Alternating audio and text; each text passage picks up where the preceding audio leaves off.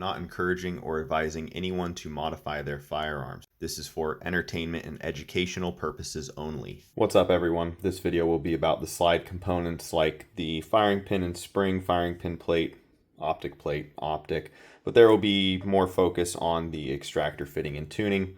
Front sight installation will come after the slide has been treated, so that won't be included here. Let's get into it. This is an EGW firing pin. The tip is 68 thousandths diameter. This is smaller than the GI spec 92 thousandths firing pin. I think Springfields have a 75 thou tip, but this is the most common one now. I think these are generally referred to as the Colt or Caspian size. I gauged the firing pin port in my slide at 70 thou. You can sneak calipers in there and get an idea of the hole size as well. I always run Wolf extra power firing pin springs. They provide a little more drop safety margin. However, the main reason I install them is that these come with all their recoil spring tuners packs, so I have a bunch laying around. I pretty much always run 17-pound mainsprings in all my 1911s at this point, and I haven't had any light strikes with these extra power firing pin springs. I bought an Atlas firing pin plate. It fits well in their slide, and the top of it is cut for clearance with their Optic plate. Sometimes these plates will be oversized and need material removed here and here, or on the sides here and here. Sometimes the top will need to be cut for an Optic plate or an adjustable rear sight. There are lots of options out there, so you can generally find one that requires a minimal fitting. I'm going to leave this geometry here as is. There's a discussion that could be had about the profile of the rear of the plate and how that affects recoil characteristics, slide reciprocation, and timing. We're not going to get into that. There is a link in the description to a great video where that is discussed in depth if you want to go down that rabbit hole. Before loading any of the slide components in the back, I'm just going to check that my holes are cleaned out. I pretty much just install these components and make sure that the firing pin moves freely in there. I already checked that my firing pin plate was not contacting my ejector in the last episode. Setting the Optic plate on, I can see that it clears the top of the firing pin plate. This all looks good. You can get way into the weeds with extractor fitting and tuning. I certainly have in the past, and it didn't do me a lot of good. All the extra checks and measurements quickly got into the realm of diminishing returns for my time and effort and made no noticeable difference in function or reliability. What I will present here are the methods that have been working well for me, what I measure, check, consider, and modify during installation, and how I tune them. I'll leave some good resources in the description if you want to venture into the weeds yourself. There are also links to some good extractor fitting videos so you can see methods other than what I present here. I'll be using this extractor from EGW. They call it their practical extractor. I've used their improved GI extractor a number of times, but this one's 15 bucks cheaper, so I wanted to try it out. Supposedly it's just as robust and reliable and has a similar service life, but it's a bit easier to tune. There are many different styles offered by different manufacturers. They can be made out of different materials. I don't get too hung up on that, mainly just start with one that is for the correct caliber. Down there in my extractor hole, you can see there's some pretty nasty burrs hanging down from where they drilled this Optic screw hole. So I got to get in there and clean those up before I install my extractor. I need to fit the groove in the extractor to my firing pin plate, which retains the extractor. This brings us to the first important consideration, the hook to breech face dimension. For 45 ACP, I generally see 75 to 85 thou. I did the math on the ordnance dimensions, and that range ends up being 75 to 92. 9mm, I've seen 65 to 75 thou. Based on my experience, I agree with these given ranges. Measure the front of the groove in the extractor to the back side of the hook. You can stick something in the groove like the firing pin plate if it's not too tight.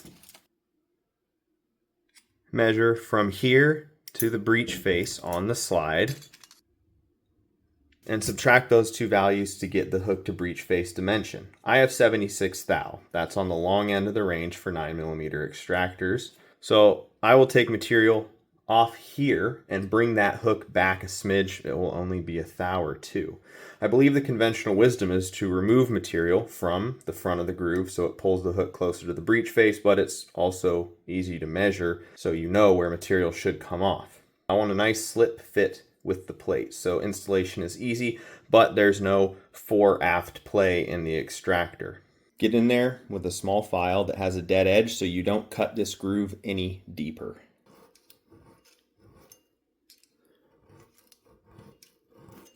After I got the fit that I want, I also do generally kind of break some sharp edges around this groove.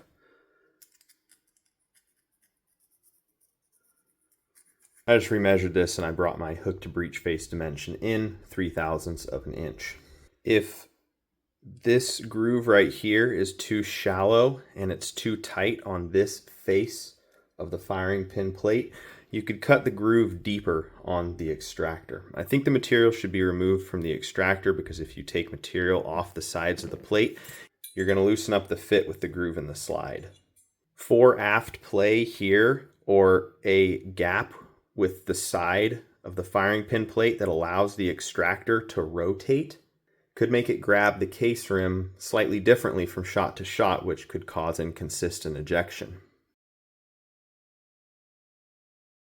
So I'm just going to put some initial tension on this extractor so it will hold the case in place. This tension method and the tension test I will show later are explained in an Atlas Gunworks video. There's a link to that in the description. I install the firing pin plate to hold the extractor in the correct fore-aft position. I push a cartridge or a case up underneath the extractor claw and hold it firm up against the breech face. I want to make sure I don't have contact on this taper here or the case in front of the case rim area. You can see that when I try to push the case up against the breech face, the front of that hook is interfering right here on this taper. So this is the second key consideration. I have to have clearance on this end with the taper and case in front of the case rim. I can't bring the hook back anymore by taking more material off the front face of this groove without loosening up the fit of the extractor on the firing pin plate. I've seen some people cut the groove to their desired hook to breech face dimension and install a shim to tighten the groove back up on the plate. That's way too much work. The operable range for the hook to breech face dimension is wide enough you shouldn't need to fuck with that. Maybe if you're restoring a pistol and want to keep all the original parts or something. I have contact here where I don't want it with the case, so I will be taking material off the front of this until it just clears. Most new extractors have a little bit extra material compared to the GI design, so I'm not really worried about weakening the hook by doing this. Now I can hold my case up against the breech face and I can see that the extractor hook is not jamming up against this taper right here on the case. For those that are curious, the distance from this hook face to right here should be 25 to 30 thousandths, and kind of just eyeballing it, I think I'm right around 25. It's definitely not the best way to measure that though.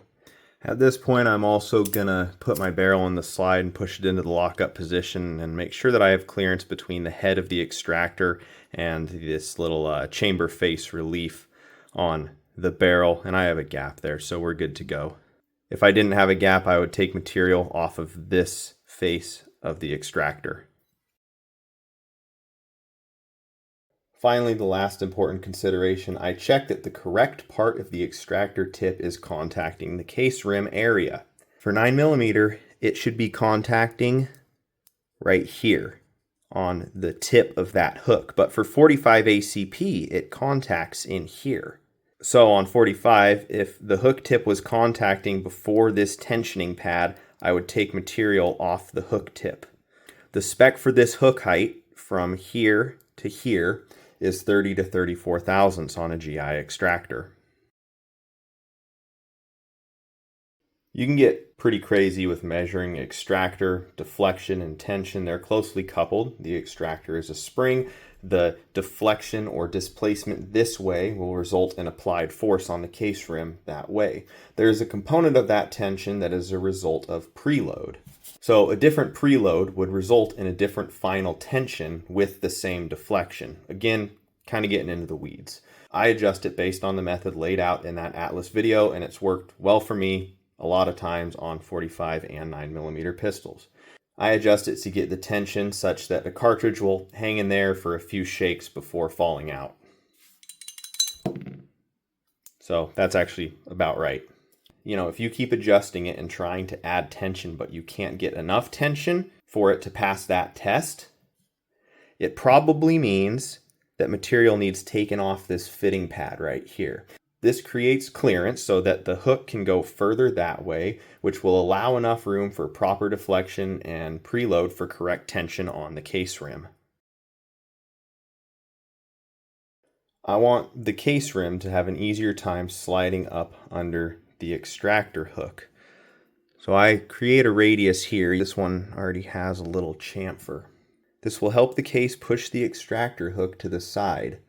A radius right here on this corner will do the same thing if it contacts the case forward of the rim area at all as the case is sliding up in there. I also bevel this corner right here. It will give clearance for and help guide the case rim in as the cartridge is tilted coming out of the magazine or as it's riding up the barrel ramp. I polish the geometry that I just established, the bevel here, the radius here, this radius right here, but I don't polish here or the hook face right here. I don't really want to reduce friction where the extractor hook will be trying to hold on to the case rim during cycling and ejection. I chamfer this corner and this back edge and this back edge. It gives it a little more clearance in the extractor bore and makes installation and removal a little bit easier. You can see that this one already had the chamfers here and here on it, which I like. This one doesn't have those, so I generally add them. In this case, the extractor is actually pretty flush with the back of the slide, but I still have material to take off here to blend it into the frame. So usually there will be more material sticking out proud out the back of the slide. I know it'll get worn off for the most part, but I do like to touch up the areas I modified with cold blue and put some oil on them. I'll talk about this more kind of as I get to the final assembly and tuning and test firing of the pistol, but most commonly incorrect extractor tension is just going to cause inconsistent ejection. An extractor that's too tight can sometimes not allow the case rim to come up underneath it, and it will bind it right here. So you get a failure to feed where the round goes up and hits into the hood of the chamber like this. A good way to check for inadequate tension is to chamber a round and then you remove your magazine, fire it, and if the round falls out the mag well or ejects much differently than it did with a loaded magazine, there isn't enough tension. The extractor should have enough tension to keep the case in place until it is ejected and not rely on the round underneath it in the magazine to support it. I saw this in a 10.8 performance video by Hilton Yam. Good shit.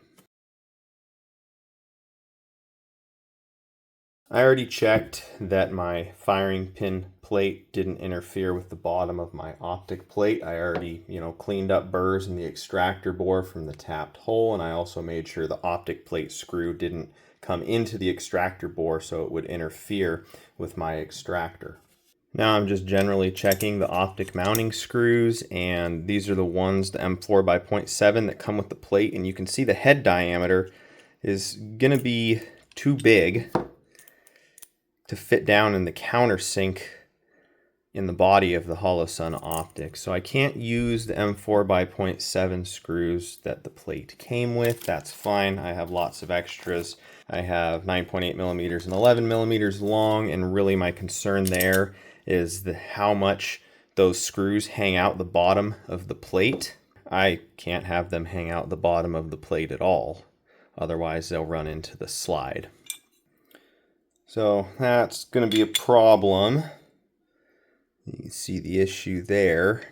I surprisingly didn't have any shorter M4x0.7 screws in my collection, so I just cut down the 10mm ones I had to 8.5mm so that they are flush with the bottom of the plate. I just wanted to, test fit the plate in the Optic, put the screws in there, snugged them up, no final torque or Loctite this time. Just make sure everything looks good and is tight. I don't really know what the fuck is going on with the profile of the plate not matching the profile of the slide. This curvature right here doesn't match this curvature. This area right here is narrower than the flat top on the slide. It's got these little fucking corners hanging off of it. I kind of figured Atlas would maybe do better than that. Like, what the hell, man? That's it for this one. Next video will be about the ignition system, and then I'm ready to test fire this thing, man. I'm really excited. Let me know your thoughts, maybe some of your tips and tricks for extractor fitting and tuning in the comments. Thanks for watching. I'll catch you next time.